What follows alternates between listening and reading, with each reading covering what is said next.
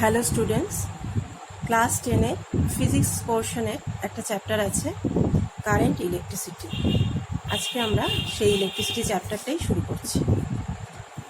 তাহলে আগে current electricity চ্যাপ্টারটা শুরু করার আগে আমরা দেখে নিই যে এই চলতড়িৎ বা কারেন্ট ইলেকট্রিসিটি এই চ্যাপ্টারটার কটা টপিকে ভাগ করা আছে। তা দেখো, চলতড়িৎ বা কারেন্ট ইলেকট্রিসিটিতে আমাদের মোট কটা টপিক পড়তে হবে।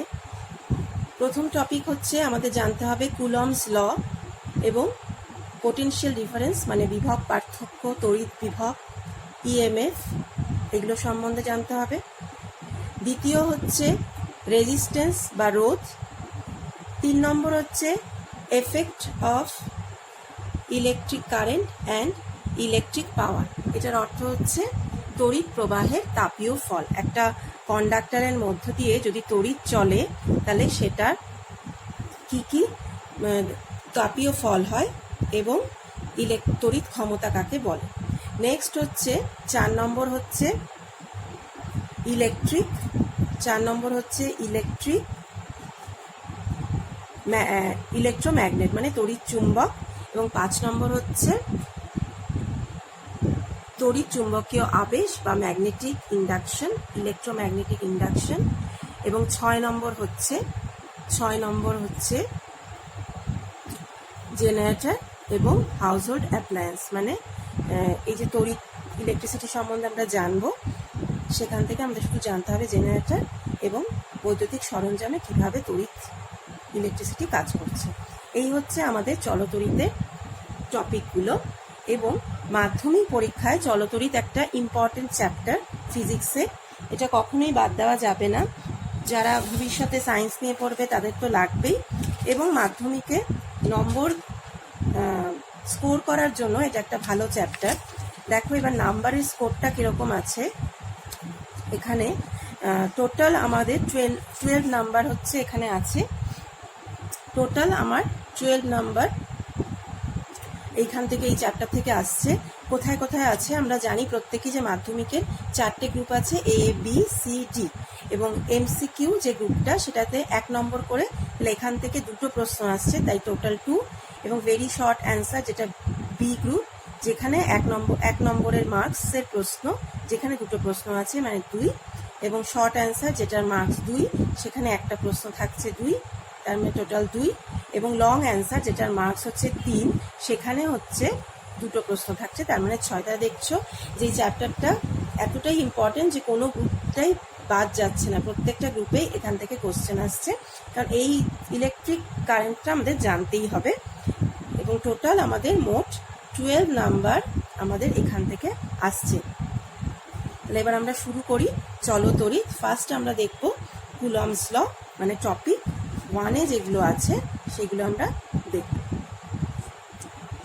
এবার আমরা দেখব যে চলতড়িতে প্রথমেই আমাদের জানতে হবে যে চার্জ বা আধান জিনিসটি কি এবং সেটি কোথা থেকে আসলো। আমরা জানি যে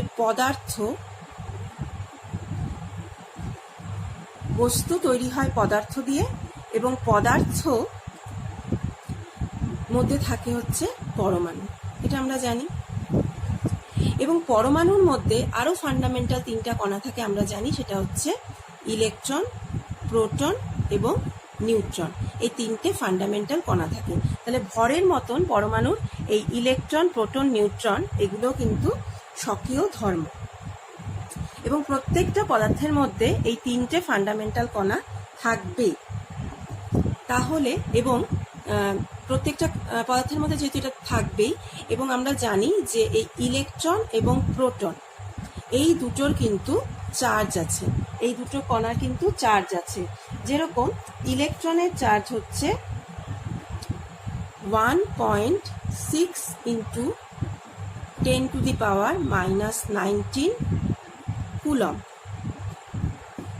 এটা হচ্ছে ইলেকট্রনের চার্জটাকে আমরা নেগেটিভ তড়িৎ বলি।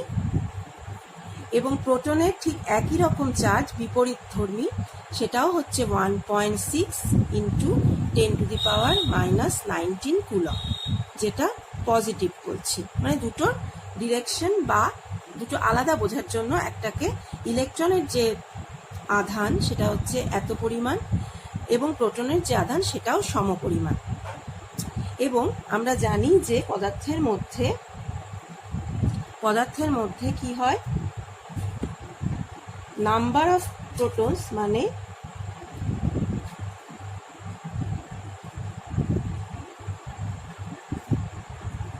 number of protons equal to number of electrons। তাহলে কোনো পদার্থের মধ্যে প্রোটনের যা সংখ্যা ইলেকট্রনের সংখ্যাও তাই, আবার প্রোটনের যা চার্জ ইলেকট্রনেরও সেম অ্যামাউন্ট অফ চার্জ, কিন্তু দুটো পরস্পর বিপরীতধর্মী, একটাকে পজিটিভ ধরলে আর একটা নেগেটিভ। তার জন্য কোনো পদার্থের মানে পরমাণু কি হয়, পরমাণু তার জন্য কি হয়, সবসময় ইলেকট্রিক্যালি নিউট্রাল হয়। পরমাণু নিস্তড়িৎ, পরমাণুর মধ্যে কোনো তড়িৎ ধর্ম থাকে না। এটা তো বোঝা গেল যে পদার্থের মধ্যে চার্জযুক্ত কণা থাকলেও পরমাণু কিন্তু হয় নিস্তড়িৎ। এবার তাহলে আমাদের ইলেকট্রিসিটি বা আধান আলাদাভাবে কিভাবে পাচ্ছি, এখন আমাদের পরমাণুর গঠনটা জানতে হবে। যদি আমি এখানে একটা পরমাণুর কথা ভাবি, তাহলে আমাদের রাদারফোর্ড বা বোরের মডেল অনুযায়ী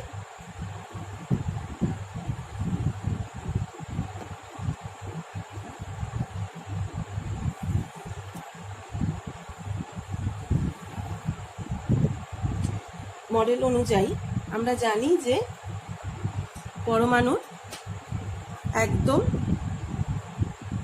কোরে থাকে হচ্ছে পজিটিভ প্রোটন এবং বাইরে থাকে হচ্ছে নেগেটিভ ইলেকট্রন।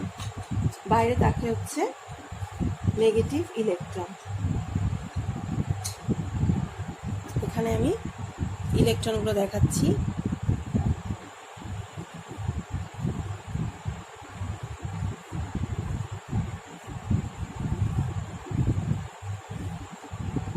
তাহলে এটা হচ্ছে নিউক্লিয়াস আর এগুলো হচ্ছে ইলেকট্রন।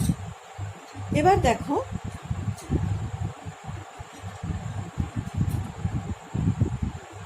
আরেকটা স্তর করে দিই, তাহলে বুঝতে সুবিধে হবে।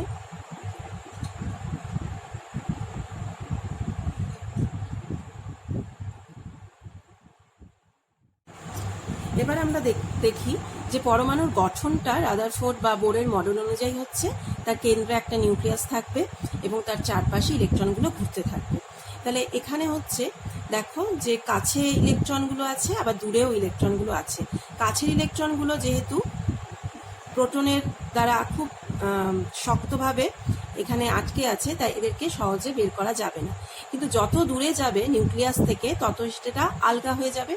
এবার এগুলোকে বলা হয় লুজলি বাউন্ড ইলেকট্রন বা আলগা ইলেকট্রন। এবার অন্য কোনো পদার্থের সাথে যদি ওই পদার্থটাকে কোনোভাবে ঘষা হয় বা কিছু করা হয়, তাহলে কি হয়, তখন ওই যে আলগা ইলেকট্রনগুলো অন্য একটা পদার্থে স্থানান্তর হতে পারে, একটা অন্য অংশে স্থানান্তর হতে পারে, বা কোথাও যদি কম থাকে ইলেকট্রন তাহলে সেখানে আবার আসতে পারে। এইভাবে একটা পদার্থ বা একটা সংস্থা কি হয়, পজিটিভ যদি ইলেকট্রন ছেড়ে দেয় তাহলে পজিটিভ চার্জড হয়, আর যদি ইলেকট্রন নিয়ে নেয় তাহলে সেটা নেগেটিভলি চার্জড হয়। এইভাবেই একটা পরমাণু পজিটিভলি বা নেগেটিভলি চার্জড হয়, বা একটা পদার্থ এইভাবেই পজিটিভলি বা নেগেটিভলি চার্জড হয়।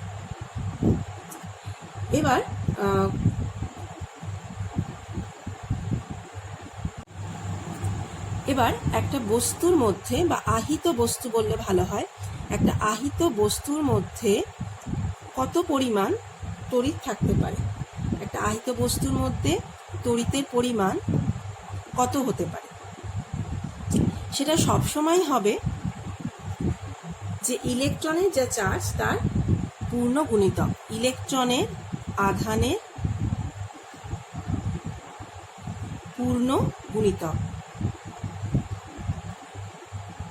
মানে কোনো বস্তু যদি তড়িৎ থাকে তাহলে সেটা কিন্তু সবসময় ইলেকট্রনের যেটা আধান 1.6 × 10⁻⁻19 কুলম তার পূর্ণ গুণিতক হবে। তার কিন্তু কখনোই ইলেকট্রনের আধানের কম হবে না, মানে এর অর্ধেক বা 0.25% এরকম হবে না। এটাকেই বলা হয় আধানের কোয়ান্টাম নীতি। এটাকেই বলা হয় কি? আধানের কোয়ান্টাম নীতি। এটাকেই বলা হয় আধানের কোয়ান্টাম নীতি।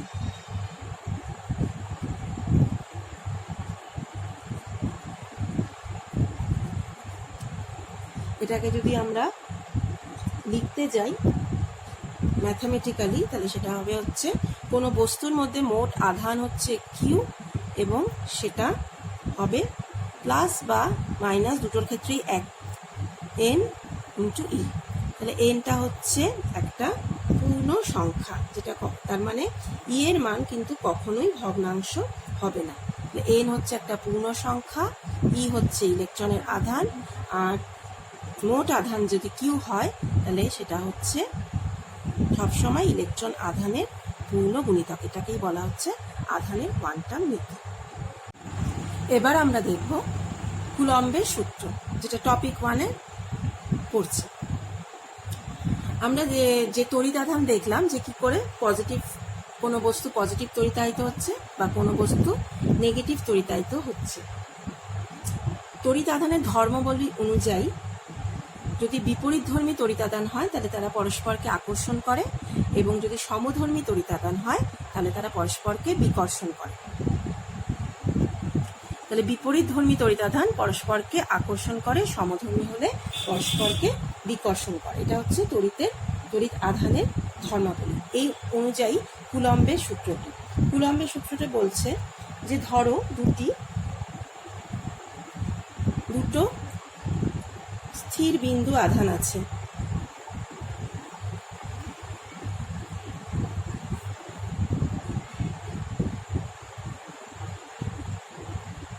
দুটো স্থির বিন্দু আধান আছে।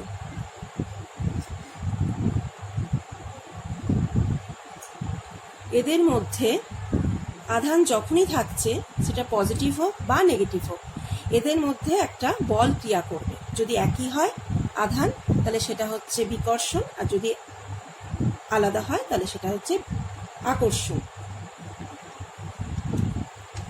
এদের মধ্যে একটা আকর্ষণ বা বিকর্ষণ বল ক্রিয়া করবে। সেই আকর্ষণ বা বিকর্ষণ বলের মান আমরা কুলম্বের সূত্র থেকে পাই। কুলম্বের সূত্রে কি বলেছে?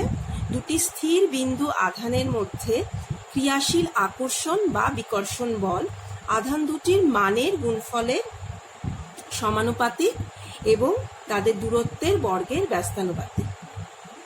এই বল, এই যে আধান দুটোর মধ্যে সংযোগকারী যে স্থির সরলরেখা, এই একটা আধান, এদের মধ্যে কিভাবে বলটি ক্রিয়া করবে? যে কোনো দিক থেকে ক্রিয়া করতে পারে না, এদিক থেকে এইভাবে না।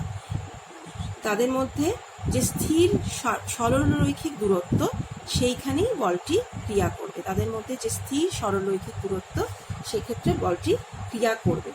তাহলে সেই বলটির কুলম্বের সূত্র অনুযায়ী আমরা বুঝতে পারলাম।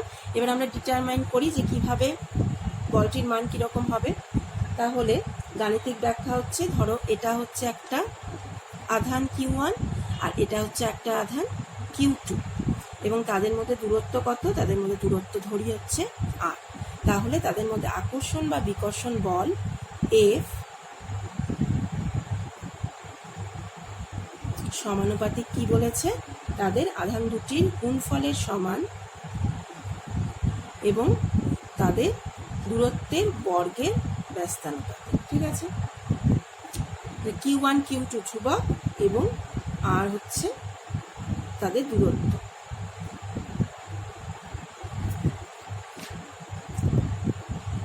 এবার আমরা জানি যে F সমান করতে হলে একটা ধ্রুবক আনতে হবে,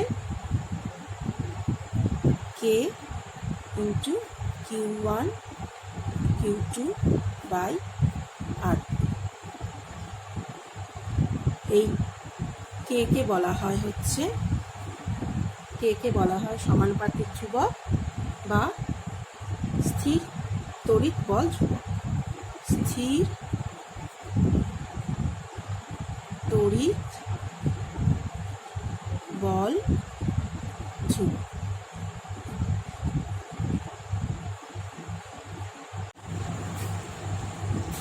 এবার যদি মাধ্যমটা হয় শূন্য মাধ্যম, আধান দুটি যদি শূন্য মাধ্যমে থাকে,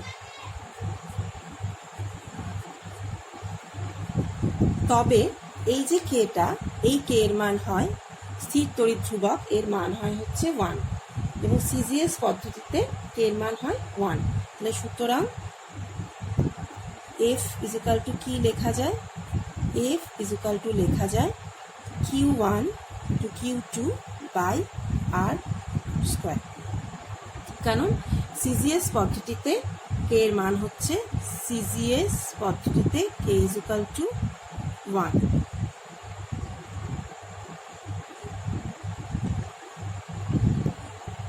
এবার ধরো Q1 equal to Q2 equal to Q হলো, এবং আর যদি 1 সেন্টিমিটার হয় তাহলে এফ এর মান হয় কত? 1, এফ এর মান 1 ডাইন, সেখান থেকে পাওয়া যায়, তাহলে সবগুলো 1 হলো, তার মানে কিউ স্কোয়ার ইকুয়াল টু 1 বা Q is equal to plus minus 1। তাহলে আমরা বুঝতে পারি যে শূন্য মাধ্যমে সমপ্রকৃতির ও সমমানের দুটি বিন্দু আধান 1 সেন্টিমিটার, এটা দূরত্বটা 1 সেন্টিমিটার ব্যবধান থেকে যদি পরস্পরের ওপর এক ডাইন বল প্রয়োগ করে, তবে প্রত্যেকটি আধানকে সিজিএস পদ্ধতিতে একক আধান বা 1 ESU আধান বলা হয়। তাহলে বুঝতে পারছো কি, শূন্য মাধ্যমে কে এর মান হয় সিজিএস পদ্ধতিতে 1।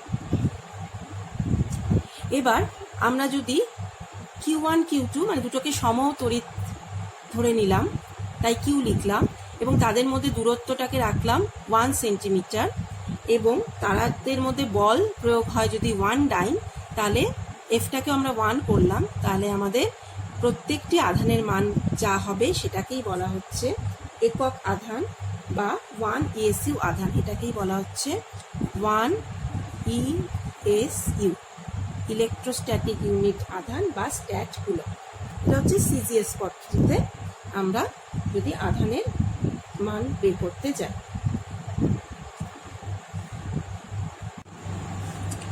এবার আমরা এসআইতে আধানের সংজ্ঞা দেখি। আমরা আগে দেখেছিলাম যে এফ ইকুয়াল টু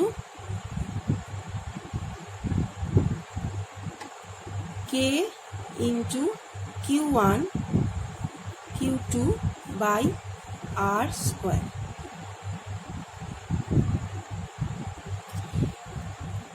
এবার যদি শূন্য মাধ্যমে থাকে তাহলে এসআইতে কে এর মান হয়, এসআইতে কে ইজ ইকুয়াল টু কত হয়? 9 into 10 to the power 9 newton metre square coulomb minus 2। তাহলে আমি এফ এর মান এখানে বসাই, কে এর মান এখানে বসাই, 9 into 10 to the power 9 into Q1 into Q2 by R square.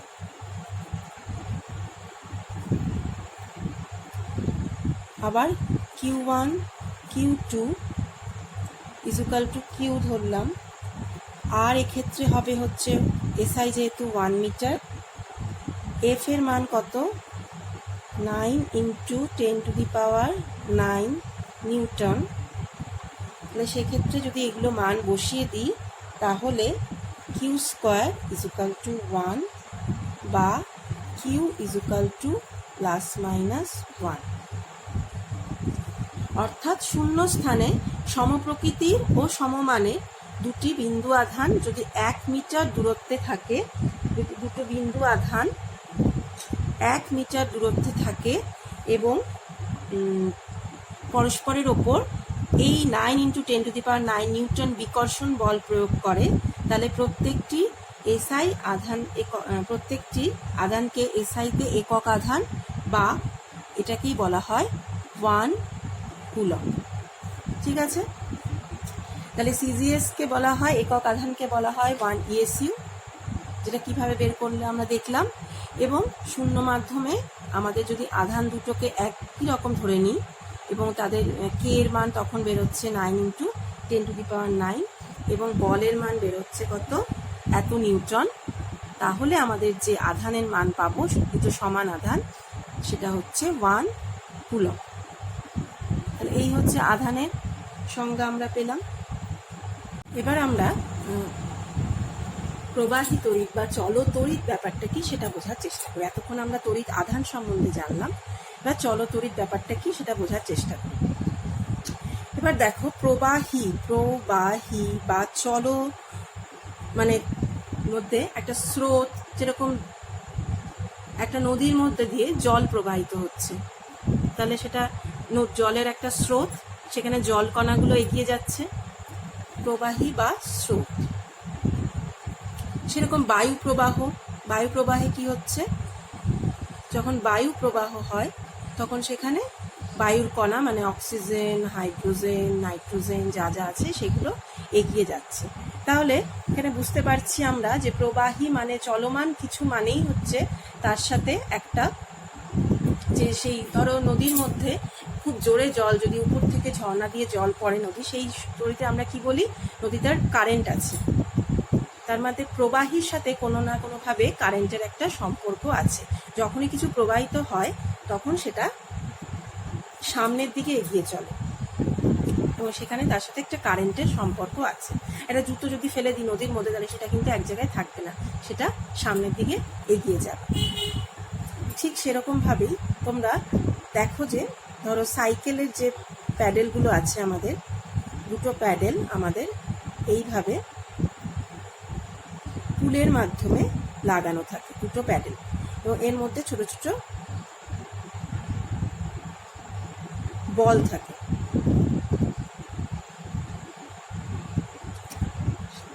কেন বলগুলো লাগানো থাকে, কারণ আমাদের যখন প্যাডেল করি, আমরা যখন সামনের দিকে প্যাডেল করি, তখন এই যে চাকার সাথে পুলের মাধ্যমে যে বল বিয়ারিংগুলো লাগানো আছে, এগুলো একটা একটা করে সামনের দিকে এগোয় এবং তার ফলে চাকাটা সামনের দিকে এগিয়ে যায়। তাহলে এই যে বল বিয়ারিংগুলোর সামনের দিকে এগোনোর ফলে কিন্তু সাইকেলটা সামনের দিকে এগিয়ে যায়। তার মানে কোনো কিছু সামনের দিকে এগোলেই সেটা প্রবাহী হচ্ছে, কোনো সেটা জলের ক্ষেত্রে জলকণা, বায়ুর ক্ষেত্রে অক্সিজেন, হাইড্রোজেন বা বায়ু যা দিয়ে তৈরি সেই কণা। তাহলে এখানে হচ্ছে তড়িৎ প্রবাহ হচ্ছে। তাহলে কারা আগাচ্ছে তড়িৎ প্রবাহের ক্ষেত্রে? তড়িৎ প্রবাহের ক্ষেত্রে এখানে হচ্ছে ইলেকট্রনরা সামনের দিকে এগিয়ে গেলে, যখন সামনের দিকে যাচ্ছে ইলেকট্রনগুলো, তখন সেটা আমরা বলছি তড়িৎ প্রবাহ হচ্ছে। তার একটা কনভেনশন আছে, সেটা আমরা এখন দেখি। আমাদের ধরো দুটো চার্জড বডি আছে, দুটো চার্জ বস্তু আছে, একটা হচ্ছে পজিটিভ কণার সংখ্যা বেশি আছে তাই এটা পজিটিভ কণায় আহিত, আর একটা নেগেটিভ কণার সংখ্যা বেশি আছে মানে ইলেকট্রনের সংখ্যা বেশি আছে তাই এরা নেগেটিভ কণায় আহিত। এবার এই দুটোকে যদি আমরা সংযুক্ত করি তারের মাধ্যমে, এই দুটোকে যদি আমরা সংযুক্ত করি তাহলে কি হবে, আমাদের ইলেকট্রন যেহেতু এখানে বেশি আছে, তাহলে ইলেকট্রন এদিকে যাবে হচ্ছে যে পজিটিভ কণায় আহিত বস্তু যেহেতু এখানে কম আছে, তাহলে ইলেকট্রন এখান থেকে এদিকে যাবে। কিন্তু আমাদের এখানে একটা কনভেনশন মানতে হয়, কনভেনশন অনুযায়ী ইলেকট্রন যেদিকে যায় কারেন্টের ডাইরেকশন হয় ঠিক তার বিপরীতে। তার একটা কারণও আছে, কারণ যখন ইলেকট্রন বা প্রোটন বা নিউট্রন কিছুই আবিষ্কার হয়নি, তখন মনে করা হতো যে এই যে পজিটিভ যেহেতু এখানে বেশি, তাই এটাকেই ধরা হতো হাই পোটেনশিয়াল, মানে এটাই হচ্ছে উচ্চ বিভব। মানে ধরো জলের একটা জল প্রবাহ যখন হয়, তার একটা উঁচু জায়গা থেকে তো প্রবাহিত হবে জলটা, নাহলে তো জল থেমে থাকবে। তাহলে একটা উঁচু জায়গা থেকে ধরো জলপ্রবাহ যেটা হচ্ছে, ধরো একটা ঝর্ণার জল, তাহলে একটা উঁচু জায়গায় থাকবে আর একটা নিচু জায়গায়, তার একটা স্টার্টিং পয়েন্ট থাকবে, তার একটা এন্ডিং পয়েন্ট থাকবে। সেই রকমভাবেই যদি চার্জড বডি দুটো হয়, তাহলে যেটা পজিটিভ কণায় আহিত সেটাকেই ধরে নেওয়া হতো হাই পোটেনশিয়াল, কারণ যেটা পজিটিভ কণার সংখ্যা বেশি। আর যেটা নেগেটিভ কণায় আহিত ধরে নেওয়া হচ্ছে সেটাকে সবসময় ধরা হতো হচ্ছে লো পোটেনশিয়াল। এটা হচ্ছে লো পোটেনশিয়াল বা নিম্ন বিভবে। তাহলে কারেন্ট সবসময় হাই পোটেনশিয়াল থেকে লো পোটেনশিয়াল দিকে যায়। যেহেতু ইলেকট্রন আবিষ্কার করে আমরা জানতে পারলাম যে ইলেকট্রন সবসময় বেশির থেকে কমের দিকে যাচ্ছে, কিন্তু আগেই আমরা ধরে নিয়েছিলাম যে কারেন্ট হবে হচ্ছে পজিটিভ থেকে, মানে হাই পোটেনশিয়াল থেকে লো পোটেনশিয়াল। তাই কনভেনশন হচ্ছে ফ্লো অফ ইলেকট্রিক কারেন্ট হচ্ছে ইলেকট্রিক কারেন্ট কিসের, ইলেকট্রনের যে কি বলবো প্রবাহ তার বিপরীতে। মানে ইলেকট্রিক কারেন্টের প্রবাহ হচ্ছে এই দিকে আর ইলেকট্রনের প্রবাহ হচ্ছে এই দিকে। এটা হচ্ছে কনভেনশন হচ্ছে ইলেকট্রিক কারেন্টের প্রবাহের নিয়ম। তাহলে বুঝতে পারলে ইলেকট্রনের যেদিকে প্রবাহ হবে ইলেকট্রিক কারেন্ট ঠিক তার অপোজিটে প্রবাহ হবে।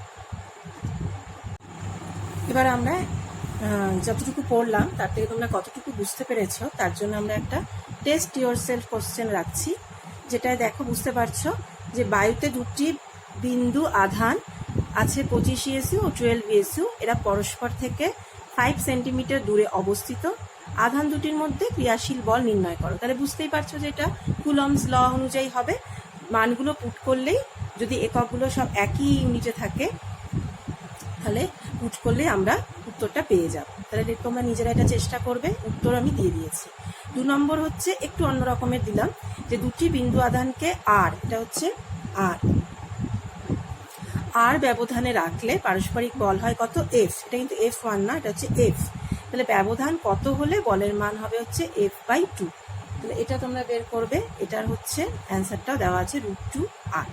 এই দুটো টেস্ট ইয়োরসেলফ কোশ্চেন থাকলো। তাহলে আজকে তোমাদের এটুকুই থাকলো চলতরিতে।